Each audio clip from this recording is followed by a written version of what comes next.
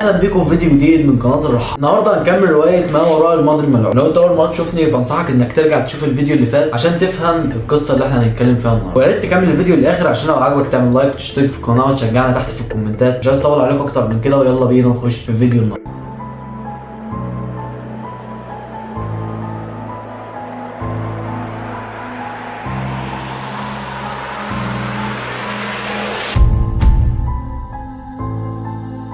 اتكلمنا في الفيديو اللي فات وقلنا ان انس هو في احدى الليالي وهو بيفكر في ضحيته الثالثه سمع صوت خبط بسيط على الباب، ولما فتح الباب اتفاجئ بوجود ضباط شرطه واقفين عند الباب، وكان معاهم مذكره اعتقال ليه. وقلنا ان انس ما اتهزش ولا جرى ولا عمل اي حاجه، بل بالعكس ده قال لهم انا عارف ان انتوا كده كده كنتوا هتيجوا. بعد ما اخدوا انس لمركز الشرطه وبداوا ان هم يحققوا معاه، وهو قاعد في اوضه التحقيق المحققين قالوا لانس ان في حد مبلغ عنه، والشخص ده هو عم اشرف صاحب الصيدليه اللي اكتشف اخيرا طبيعه انس وحقيقته بعد ما راقبه لفتره طويله. في اللحظه ديت انس كان حاسس ان خلاص نهايته بدات تقرب، بس من جواه كان حاسس بشعور بالراحه وكانه كان مستني اللحظه دي من زمان. في اوضه التحقيق كان انس قاعد على كرسي معدني كده وايده مربوطه ورا ظهره وعمال يبص على المحققين كده. كان في شباك صغير وكان مبين ان الجو كان ليل والحته كانت ضلمه، وفجاه وفي لحظه من الصمت المربك نفس انس بعمق وقال بصوت هادي صعب مش كده لكنه مؤلم: انا ما قتلتهمش، هم لسه عايشين، بس انا كل اللي عملته ان عملت معاهم الدنيئه.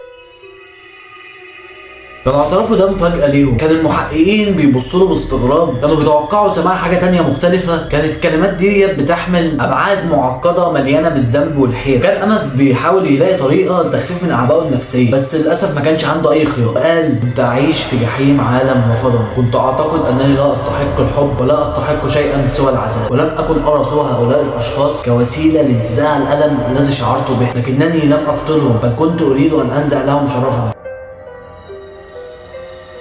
كانت الكلمات دي بمثابة اعتراف مش بس باللي عمله، بس كانت بتوضح بحاجة جواه. كان بيعترف بموقفه تجاه العالم والمجتمع اللي قل منه. كانت افعاله رد فعل عن الصدمات اللي اتعرض ليها في طفولته والشعور بالعزلة والرفض اللي عاشه. وفي وقت لما كان المحققين بيسجلوا اعترافه كانوا بيسألوا نفسهم اسئلة كتير: هو فعلا مريض نفسي ولا اللي عمله ده كان ناتج لعوامل نفسية معقدة؟ ومع مرور الايام في الزنزانة بدأ انس يواجه ذاته بشكل اعمق. كانت الافكار بتدور في راسه من غير توقف، فعلا كان حاسس بندم حقيقي، غرقان في حالة من الانكار والتبرير لذاته. كل ما بقى لوحده اكتر كان الضمير بيضغط عليه اكتر، ما كانش عارف هو حاسس بالندم من افعاله ولا هو بس خايف من العواقب. في النهايه كانت كلمات المحقق الاخير هي اللي هزت كيانه بالكامل. قال له المحقق ببرود: الامر مش متعلق بس باللي انت عملته يا انس، بس متعلق باللي انت هتعمله بعد كده. كانت بدايه رحله جديده لانس، رحله لاكتشاف ذاته ومحاوله مواجهه افعاله، ممكن عشان يلاقي في النهايه نوع من التفكير او مواجهه مع اللي عمله. مع مرور الايام في الزنزانه بقى انس في حاله من التفكك الذهني والنفسي. كانت ايامه بتعدي بالعافيه في كل مره بيروح فيها للنهايه. كل ضحيه كان جابها ليه اللي كان بيعمله معاه بعد كده كان بيحط للضحيه منوم عشان يسهل عملته، ولدايره العذاب اللي كان عايش فيها لوحده. بدا يواجه نفسه اكتر من اي وقت فات، بيحاول يلاقي تفسير للي حصل، والاسئله كانت عماله بتدور في ذهنه من غير توقف. هل بامكانه انه يرجع تاني لشخصيته الطبيعيه؟ هل في فرصه انه يتوب ولا كل حاجه خلاص انتهت؟ مع كل يوم كان بيمر كان انس بيحس بالندم اكتر، بس برضه كان حاسس بشعور عجز انه مش عارف يوقف اللي هو بيعمله. بدا يحس ان الافعال اللي عملها دي كان جزء كبير من شخصيته، حاجه كده ما يقدرش يتخلص منها بسهوله. وفي جلسه من الجلسات مع المحققين اللي كانت بتتم في اوضه التحقيق البارده بدا انس يعبر عن مشاعره بوضوح اكتر، بس كانت المره دي مختلف، ما كانش بيظهر بالقوه والانكار. بدا يحس انه شايل هموم او عبء كبير جدا عليه، وبدا يكلم ويحكي عن طفولته وعن المعاناه النفسيه اللي عاشها وعن العالم اللي اداله ظهر.